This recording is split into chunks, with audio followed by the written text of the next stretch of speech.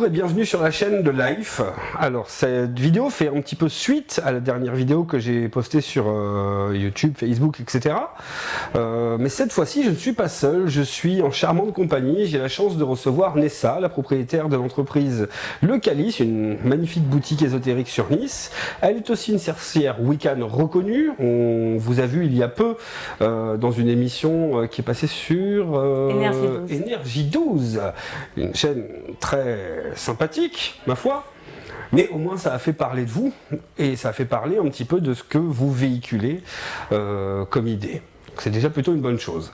Donc là aujourd'hui vous avez eu la gentillesse de venir me rejoindre pour montrer un petit peu à tous nos viewers, à tous les gens qui nous suivent, comment on va pouvoir purifier sa propre maison soi-même sans forcément avoir une intervention extérieure ou un coût prohibitif pour différents types d'achats comme certains les préconisent ou les recommandent. Donc en fait c'est purification de maison à moindre coût mais un petit peu stylisé quand même à ce que je vois. Un petit peu, oui. Si vous voulez bien que je vous présente un petit peu avant, ça fait 18 ans, si je ne me trompe pas, que vous avez rejoint le mouvement Wicca. Oui, C'est bien ça ? j'ai commencé à l'âge de 11 ans. À l'âge de 11 ans, quand les enfants étaient en train de jouer au Pokémon dans la cour de récréation, ben moi j'ai étudié les livres, je faisais des recherches sur Internet et je commençais déjà à pratiquer mes petits rituels et mes exercices pour apprendre à manipuler les énergies qui nous entourent et évoluer, que ce soit en méditation ou en visualisation. D'accord, donc c'est une vraie passion qui vous suit depuis l'enfance. Ah, depuis l'enfance, moi depuis que je suis toute jeune d'ailleurs, j'ai cette possibilité, j'ai cette hypersensibilité qui me permet de voir les énergies qui nous entourent, les énergies autour de nous, donc je ne vois pas comme tout le monde, je vois des choses en plus, ce qui me permet également de voir l'aura des gens, ce qui m'aide énormément pour pouvoir aider justement les personnes à s'améliorer dans le quotidien et à retrouver le bon chemin de vie. Effectivement, on se connaît déjà un petit peu, hein, c'est pas une surprise, hein. Vous êtes quelqu'un que j'apprécie beaucoup. Généralement on se tutoie, mais là pour l'émission on a décidé de faire ça dans un cadre peut-être un petit peu plus cadré, justement.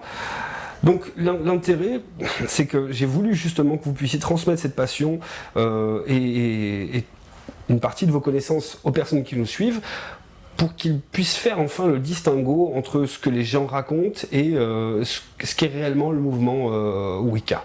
Puisqu'il y a, dès qu'on dit sorcière, il y a une partie de la population qui s'affole un petit peu, qui est un petit peu stressée, alors que pourtant il y a rien de méchant, hein. C'est une sorte de druide, on va dire des temps modernes, qui vient un petit peu de l'époque New Age, comme vous le disiez tout à l'heure.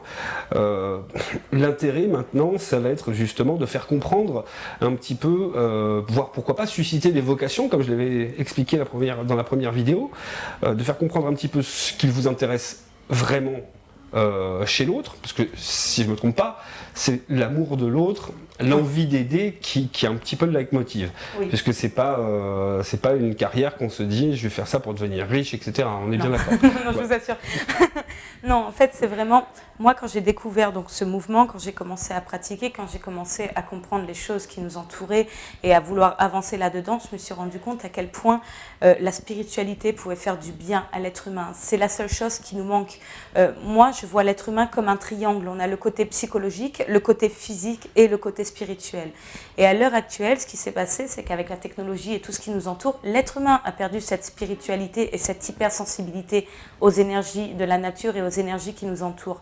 Et justement, moi, je suis là pour réapprendre les gens à revivre de nouveau avec leur spiritualité, parce que ce qui manque à l'être humain, c'est uniquement ça. Aujourd'hui, vous avez beau avoir tout ce que vous voulez dans la vie, vous aurez toujours un manque et toujours un mal-être, et je pense que ça vient vraiment de ce côté-là.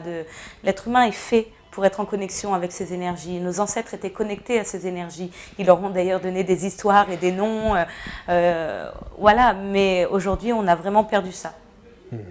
J'ai remarqué d'ailleurs que on dit la religion Wicca ou la religion Wiccan ? Alors c'est la Wicca, ceux qui pratiquent, ce sont les Wiccans et les Wiccans. D'accord. Donc oui, on peut dire que c'est la religion Wiccan. D'accord. J'ai remarqué que c'est un des seuls mouvements qui accepte aussi les autres religions, parce que dans certains rituels, certains ils mêlent un petit peu on va dire des traditions catholiques, chrétiennes, etc. Il y a de l'eau bénite, il y a beaucoup d'éléments qui sont piochés un petit peu partout. Alors, est-ce que c'est par souci d'équité? Est-ce qu'il y a une raison? Vous voulez savoir pourquoi? Tout simplement parce que dans la Wicca, donc c'est de la magie, on appelle ça de la magie, et la magie, ça veut simplement dire manipulation d'énergie, tout simplement. Et en fait, moi, ce dont on croit, nous, les Wiccans, et moi, j'y crois profondément également, c'est qu'à l'époque, donc comme je disais, nos ancêtres étaient connectés à ces énergies, ils les voyaient, et je pense que tout ce dont on parle à l'heure actuelle, donc les religions, que ce soit Dieu, les saints, Bouddha, les dieux vikings, Odin, que ce soit les dieux grecs ou autres, ce sont simplement des très grands flux énergétiques très très puissants, donc qui ont aidé à créer notre monde et qui sont tout autour de nous, des flux d'énergie très très puissants et très très bénéfiques, auxquels l'homme a simplement donné un nom et une histoire pour les assimiler à l'homme. Donc on n'a pas de religion parce que c'est tout. On est en accord avec toutes ces énergies. C'est un petit peu le propre de l'homme de vouloir mettre une étiquette sur quelque chose pour ne plus en avoir peur. Exactement. Et mieux l'appréhender. Exactement, et ça tombe, c'est souvent une seule énergie sur laquelle on donne plusieurs noms. Enfin voilà, c'est simplement ça.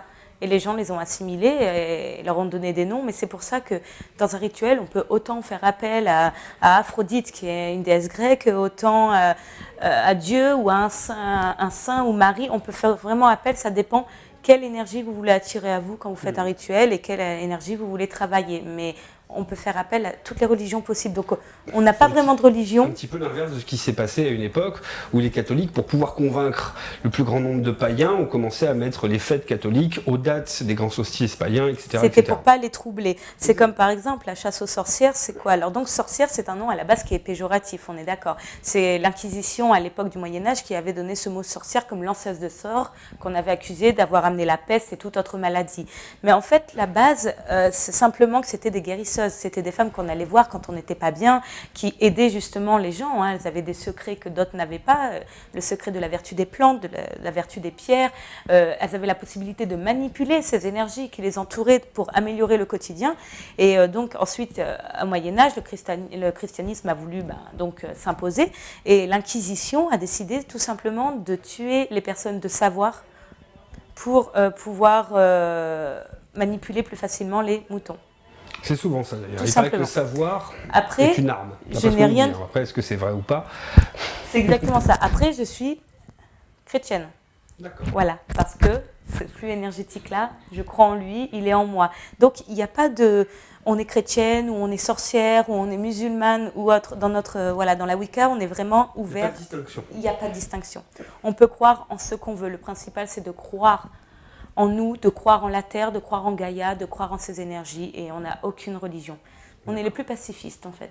Une belle preuve d'ouverture d'esprit que certains religieux devraient peut-être s'inspirer, prendre quelques notes dessus. Bref, trêve de présentation. On va passer maintenant à la partie un petit peu rituelle. Alors peut-être que nous allons découper ça en différentes petites émissions. Nous verrons au fur et à mesure. Et puis si Nessa me fait le plaisir de revenir nous voir pour complémenter ça. Avec plaisir.